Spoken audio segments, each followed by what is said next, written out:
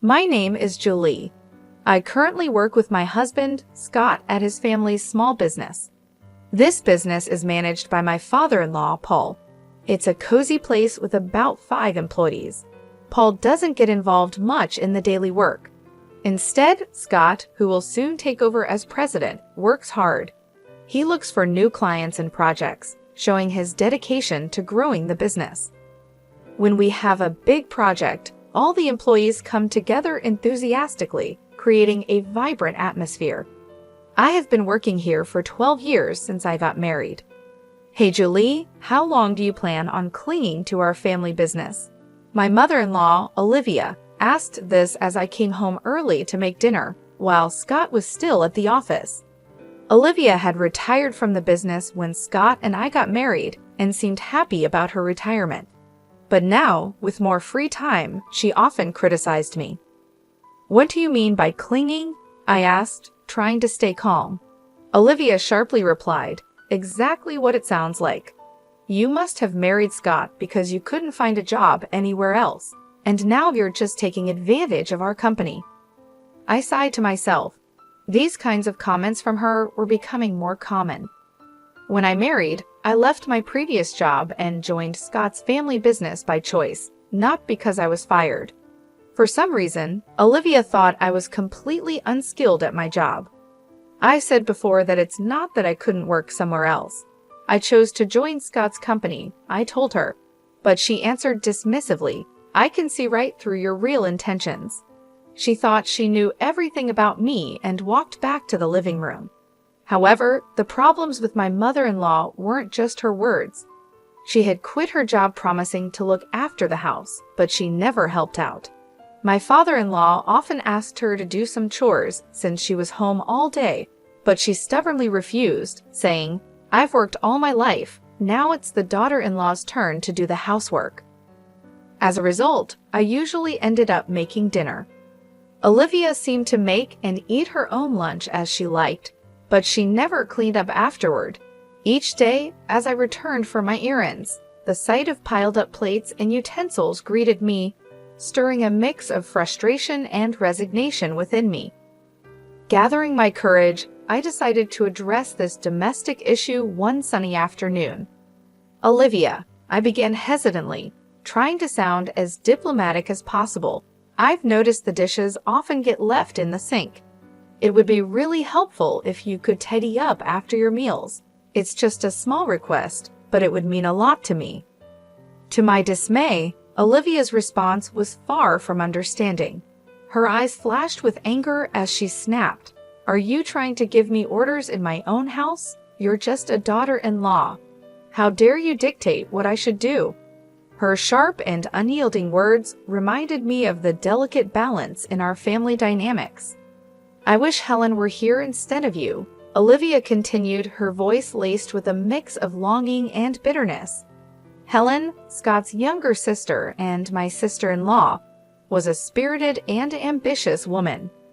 Our encounters had been limited to brief formal meetings, and she was notably absent from our wedding, having canceled at the last minute.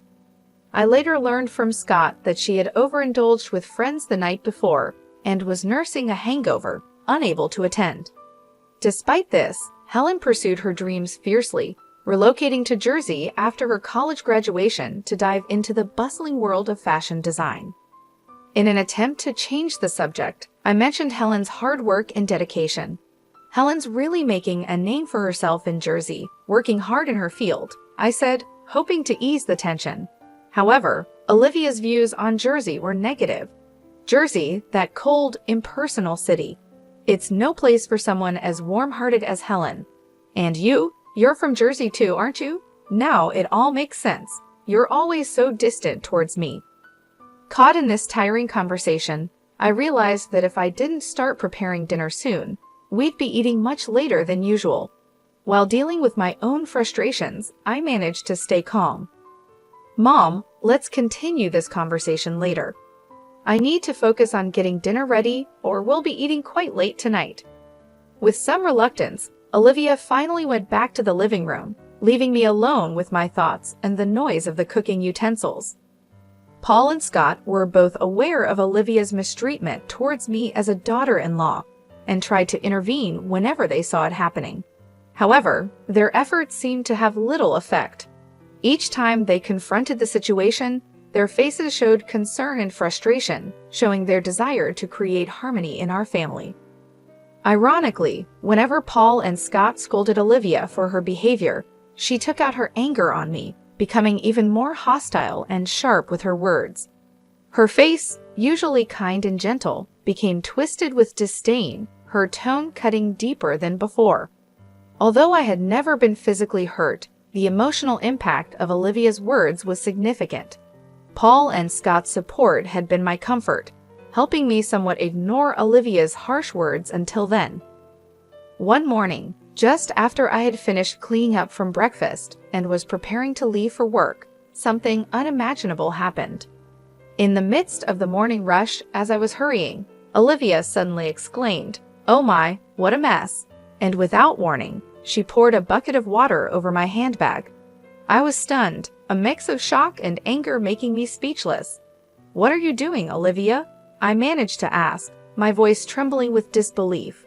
Olivia's response was dismissive, her tone like that of a mischievous child. "Oh, was that your stuff?" "I thought it was just a big piece of trash," she said dismissively, which made me even angrier. "Even if you thought it was trash, who pours water on it?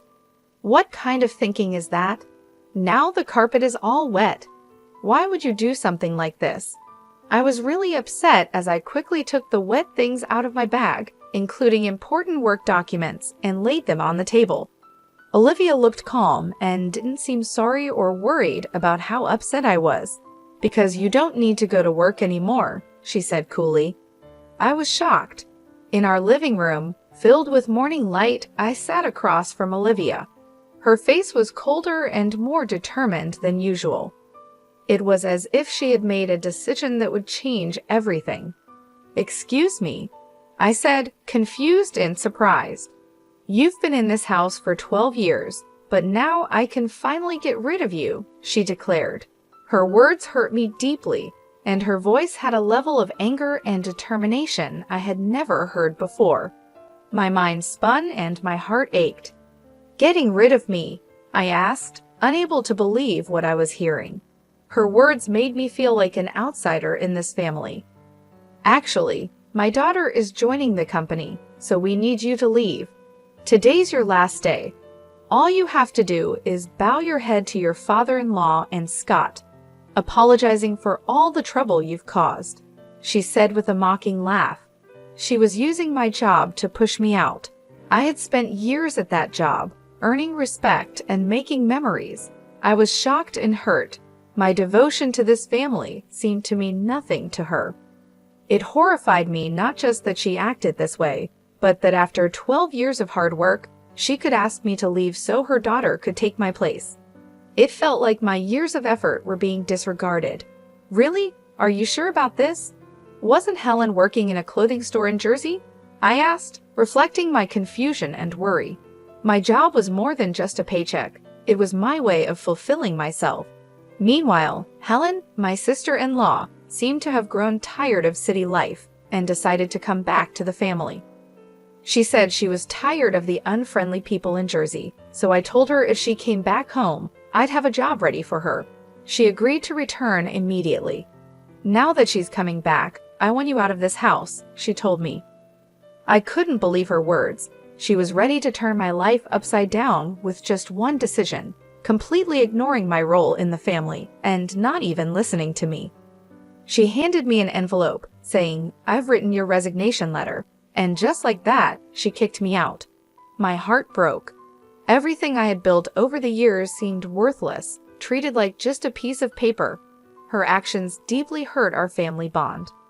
I walked to the company, just a quick 5-minute walk from my house. As I walked under the cool morning sky, each step was heavy with the weight of what was happening. When I told my father-in-law, Paul, and my husband, Scott, about what my mother-in-law had said, they were shocked but stayed calm. They suggested that maybe it was time for me to resign to show her the reality of the situation. This idea upset me deeply. I had worked hard in our family business for years and barely knew what a long vacation was like, aside from short breaks during Thanksgiving and the holiday season.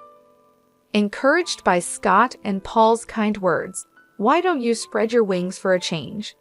I decided to go on a little trip. As I packed, I thought a lot about my life, my choices, and what was ahead. Meanwhile, my sister-in-law Helen, who was supposed to replace me at the company, shockingly didn't show up until 3:00 p.m. Her lack of responsibility disappointed Scott and Paul, who had been managing without me. Helen seemed not interested in learning the work despite their efforts to teach her.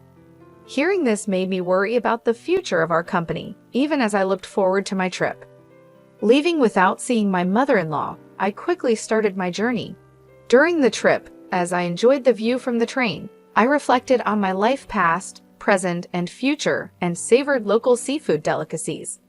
I thought deeply about myself, my family, and our business. But on the 5 days of my trip, the peace was broken when Helen called me crying.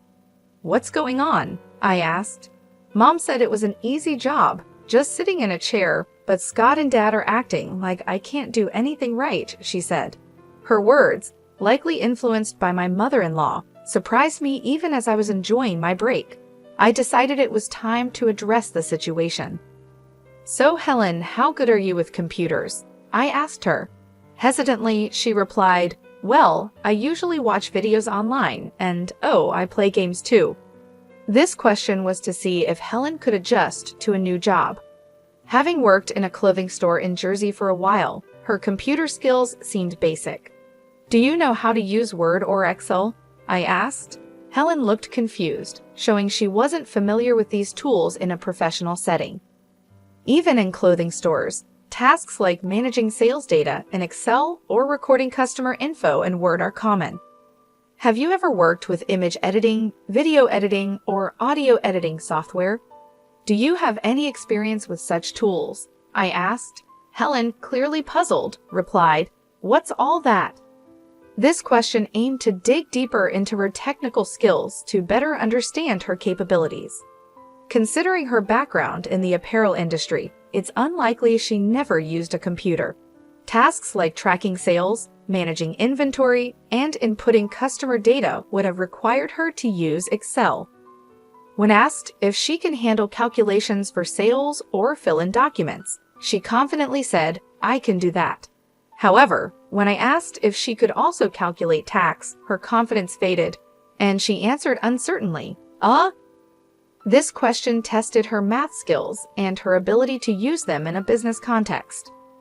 While Helen might have other skills, it was clear she was insecure about the necessary skills for the job. Her discomfort seemed mainly due to her struggle with calculations, which could explain why she faced criticism from Paul and Scott.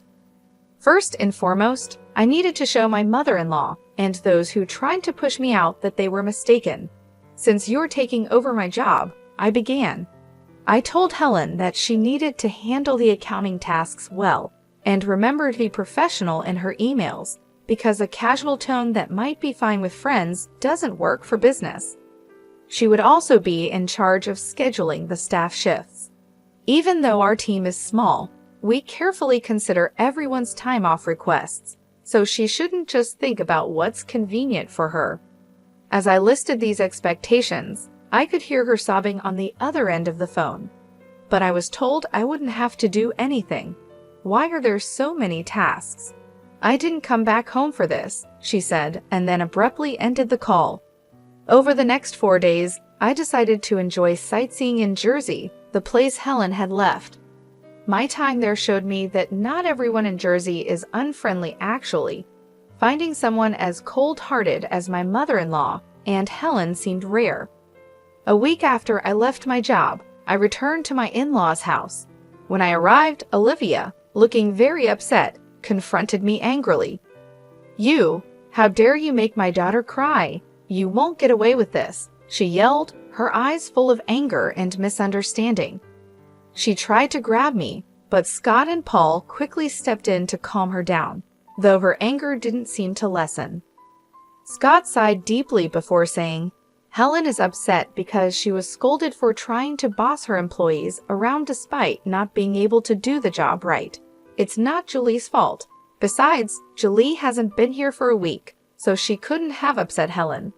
Mom, you really need to stop these groundless accusations. But Olivia kept blaming me. It's because of her. This woman is the reason for Helen's trouble, she claimed, her voice emotional and filled with baseless suspicions. Where is Helen, by the way? I asked, looking around the living room, but Helen was nowhere to be seen. Her absence added more confusion to an already puzzling situation. While it didn't matter to me that Olivia was upset about Helen, I knew Helen didn't have many options since she had ended her lease at her apartment in Jersey. I thought Helen would be at her parents' house, but she wasn't there, which made me wonder. Helen's locked herself in her room. She's been crying and saying she doesn't want to go to work anymore, Scott explained. It seemed like Helen had avoided learning the job properly. It was understandable, though, because she didn't have the skills needed to replace me. You've been turning Scott and Paul against me, haven't you? Otherwise, they wouldn't say the company ran better with you than with Helen, who can't do the job. Olivia accused me sharply. Her words were filled with long-standing misunderstandings and prejudices, leaving me completely baffled. She seemed to have always seen me as an opponent, her words reflecting years of wrong ideas. Scott let out a heavy sigh, his face showing his tiredness and frustration with the complicated emotions in our family. He had tried many times to clear up the misunderstandings among family members, but it didn't seem to work very well.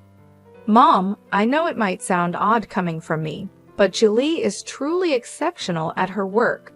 She's certified in bookkeeping and her secretarial skills are top-notch. Moreover, she's studied Spanish and even has experience studying abroad. When it comes to dealing with multiple languages at our company, Julie handles everything, Scott said with a sense of pride. His mother, Olivia, looked very surprised. She had assumed that I quit my job as soon as I joined the family, so she had no idea about my contributions and achievements at work. What? That sounds like something straight out of a TV drama, I thought, recalling my college days. I was so focused on getting various certifications that I immersed myself in my studies, so much that I barely had time for clubs or a romantic relationship. It was during this busy time that I met Scott, who came to my company for business.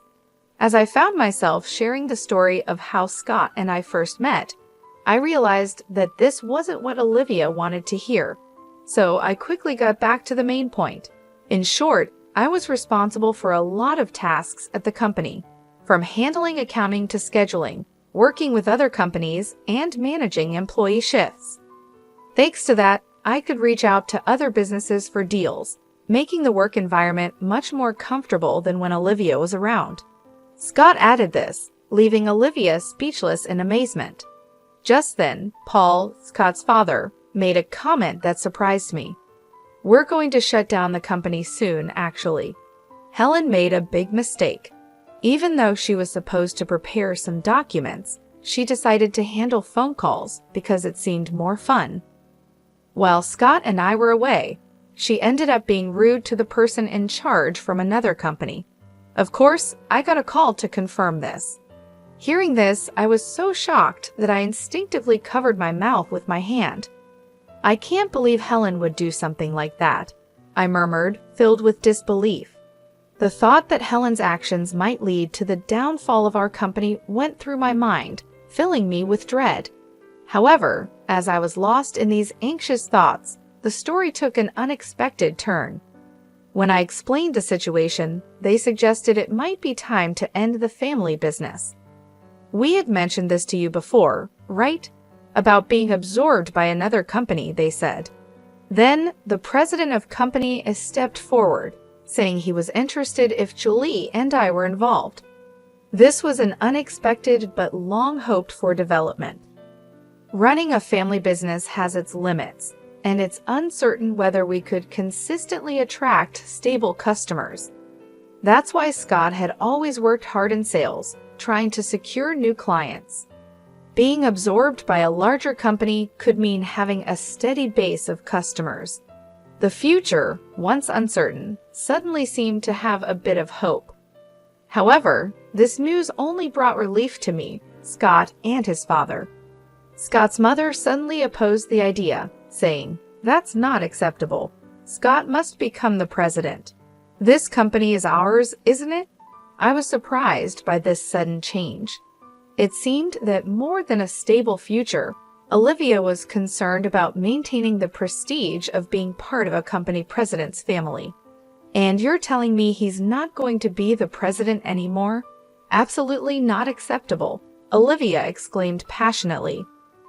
This commotion caught the interest of Helen, who was upstairs in her room, leading her to come down to the living room to see what was happening. In response to the chaos started by Olivia, Paul spoke up calmly but firmly, "I am divorcing you, so either way, you will no longer be part of this executive family. Not only have you not changed your attitude towards my son's wife, but you also neglect household chores. To top it off, you spend your days out with young men instead of being home. I have no intention of supporting such a wife any longer." This was news to both me and Scott. We were so shocked that we could only stare at Paul with wide eyes. It seemed he had planned to discuss divorce from the beginning, as he took out divorce papers and a photo of Olivia with a young man from the living room shelf, placing them on the table. "If you sign the divorce papers now and leave with your belongings, I won't ask for alimony. I know getting any money from you would be pointless anyway," Paul said. "So unfair. How can you say that? Haven't I been devoted to this house all these years?" Olivia protested. "Devoted to this house? Have you done any real housework in the last 12 years? Does spending someone else's money on young men count as devotion to the house?" Paul countered. It was the first time we saw him this angry. Seeing this, Helen, who had come down to the living room, was visibly shaking from shock. "Helen, you're part of this too. You came back home because you couldn't make it in Jersey, and now you can't find a job, but still act superior. In the end, you stopped working entirely. Who did you inherit this escapism from? It's time for you to leave this house too," he continued. Next, we saw Helen's shock and resistance. She believed she was an important member of the family, but the reality was different. "Wait a minute, Dad. Mom might be a lost cause, but I'm your precious daughter, right?" she said. The family conflict deepened as Helen tried to assert her place, revealing her betrayal towards her mother. "Helen, are you betraying me now?" Olivia exclaimed, feeling betrayed by her daughter at the last moment. However, as the two started to argue loudly, Paul sternly silenced them with a shout. "If I just kick you out, it'll cause trouble for everyone, so I've asked an acquaintance to take you in. They'll be here soon to pick you up. Get your minimum belongings ready." Left with no choice, Olivia and Helen began packing their belongings. Then, an acquaintance of Paul arrived to take Olivia and Helen away. The person who came to pick them up was running a factory with dormitories, and it seemed they would be working there. Meanwhile, Scott, Paul, and I talked to the employees about the company being absorbed and prepared for the busy days ahead for our future. Finally, I found out I was pregnant. When I told the president of Company A, he was delighted and promised to send someone to replace me, which was a huge relief. Currently, Scott and Paul are working even harder for the sake of our upcoming child.